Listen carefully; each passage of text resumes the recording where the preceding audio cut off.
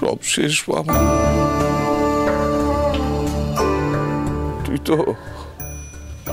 তুই তো শ্মশানে গেলি না। মেয়েটার মুখের দিকে আমি তাকাতে পারছি না রে বাবা। বাবা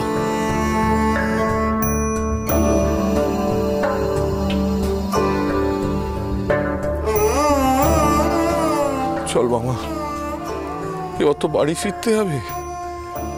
তোর মা যে বড় অস্থির হয়ে আছে। মা মা অস্থির হয়ে আছে?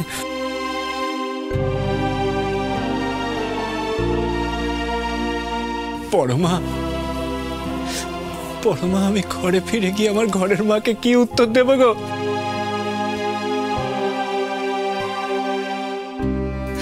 যে তার হাতরের মেয়ে সুন্দরী শীতের সিঁদুর আর নেই, এ কথা আমি বলবো কেমন করে পরমা? আমি বলবো কেমন করে পরমা? দাদা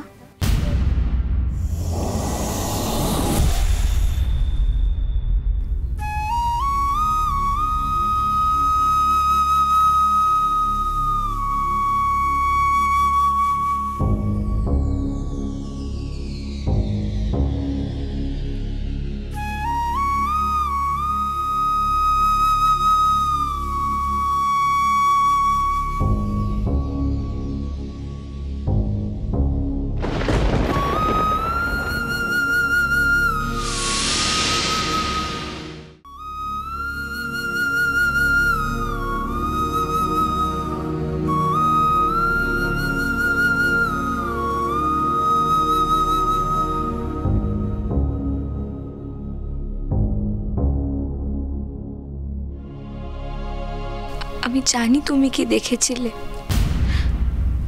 তুমি তো মা তারার সব থেকে প্রিয় সন্তান। তুমি আমাকে এই বেশি দেখেছিলে, তাই না?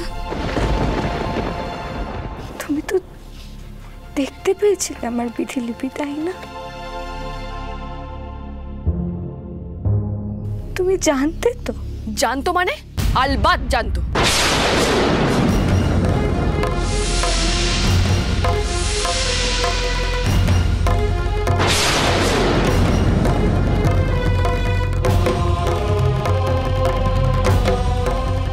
যবে থেকে এই অপয়া মেয়ে আমাদের বাড়িতে পা দিয়েছে, তবে থেকে আমার দাদাকে অসুখে ধরেছে। বারবার দাদা অসুস্থ হয়ে পড়েছে। হাজার ওষুধ খাইয়েও আমার দাদাকে সুস্থ করা যায়নি। এমন একটা অলক্ষণে মেয়েকে সব জেনে বুঝে আমাদের বাড়ির বউ করে পাঠানো হয়েছে। তুমি কি বলছো মা? যা বলছি ঠিকই বলছি। আপনার মেয়ে একটা কাল নাগিনী, একটা ডাইনি।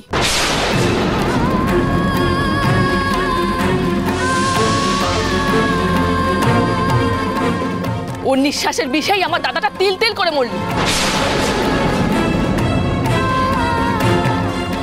এসব কথা বলো না মা, এ কথা বলতে নেই। যা ঠিক তাই বলছি। আপনারা তো সব জানতেন ওই মেয়েই আমার দাদাটাকে খেয়েছে। চুপ করো মা, চুপ করো। ভগবান এই কথা শোনার আগে আমি কেন বধির হয়ে গেলাম না ভগবান? আমি কেন? এখন আর আপনি কালা সেজে কি করবেন? আপনার এই অপয়া মেয়ের জন্য আমরা সবাই তো শেষ হয়ে গেলাম।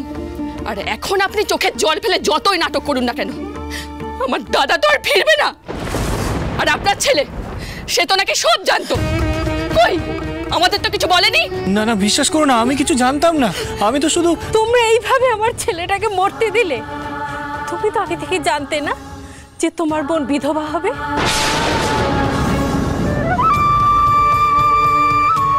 তোমার তো অনেক শক্তি, তাই না? তোমার যখন এতই শক্তি, দাও না আমার ছেলেটাকে আমার কোলে ফিরিয়ে দাও না। ফিরিয়ে দাও না আমার ছেলেটাকে। তাই তো বলি, বিয়ে করার পর থেকে দাদা আমার কিছুতেই কেন ভালো থাকে না। না না, তোমাদের কোথাও ভুল হচ্ছে। দেখুন আপনাদের কোথাও ভুল হচ্ছে। আমার মেয়ে অপয়া নয়। আপনার মেয়ে শুধু অপয়া নয়, অলক্ষী।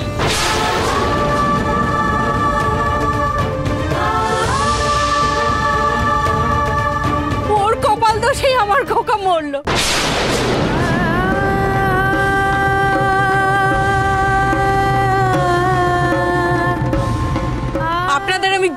ক্ষমা করবো না, জীবনে না। মা, এই লক্ষ্মী ছাড়ি অলক্ষ্মীকে এক্ষুনি ঘর থেকে দূর করে দাও, দূর করে দাও। এমনটা বলো না, আমার বোনটাকে এমন বলো না তোমরা। আপনি চুপ করে থাকবেন না? আপনি অন্তত কিছু বলুন। আমি কি বলবো সর্বানন্দ মশাই, আমার মুখের ভাষা হারিয়ে গেছে। আমার বুড়ো বয়সের একমাত্র সম্বল, একমাত্র আশ্রয় আমার ছেলেটাই আজাদ। আমি কিছু ভাবতে পারছি না, আমি এটা ভাবতেই পারছি না। তালুই মশাই, দেখুন তালুই মশাই, আমি বুঝতে পারছি যে আপনারা আপনাদের ছেলেকে হারিয়ে শোকে মুহ্যমান হয়ে এই সমস্ত কথা বলছেন, কিন্তু আমার বোন, আমার এই বোনটার কি হবে তালুই মশাই? সেও তো আপনাদেরই ঘরের পুত্রবধূ, সেও তো সদ্য তার স্বামীকে হারিয়েছে। তালুই মশাই, তালুই মশাই, আমি আপনাকে অনুরোধ করছি, আমার বোনকে আপনারা ঘরে নিয়ে যান, আমাদেরকেও যে ঘরে ফিরতে হবে। দাদা, তোমরা চলে যাবে?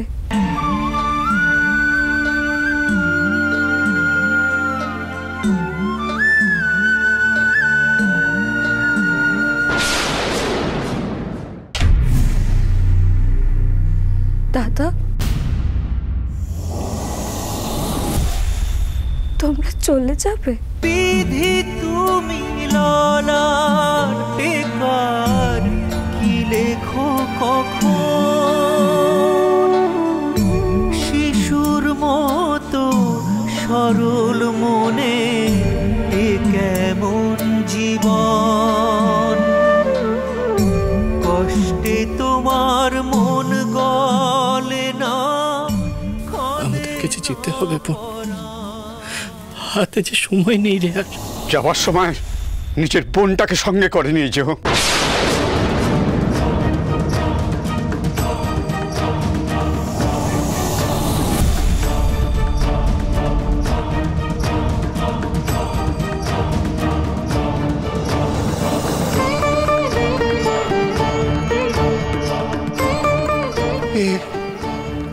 আপনি কি বলছেন বেআই মশাই?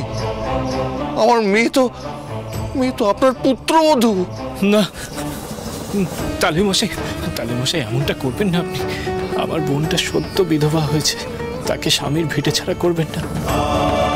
আপনাদের ছেলে আমার হাত ধরে অনুরোধ করেছিল যেন সুন্দরীর কোনো কষ্ট না হয়। আমি আপনাকে হাত জোর করে অনুরোধ করছি, এই কষ্টটা সুন্দরীকে দেবেন না আপনারা। তোমার কথা কে শুনছে? দূর হয়ে যাও এখান থেকে।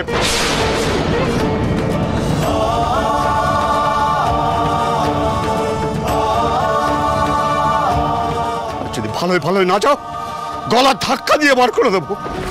এই চলো তোমরা। তালুই মশাই, তালুই মশাই, শুনুন শুনুন, আপনারা শুনুন, আমার বোনকে নিয়ে যান।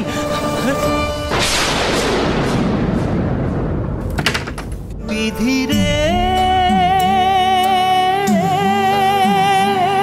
যবে থেকে এই অপয়া মেয়ে আমাদের বাড়িতে পা দিয়েছে, তবে থেকে আমার দাদাকে অসুখে ধরেছে। ওর নিঃশ্বাসের বিষেই আমার দাদাটা তিল তিল করে মরল। ও বিধিরে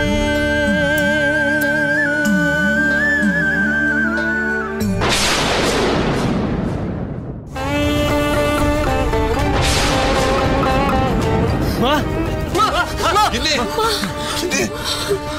কাকে নিয়ে এলি তোরা? ওকে আমার চোখের সামনে থেকে সরিয়ে নিয়ে যা, এই মেয়েকে আমি চিনি না। মহাবীর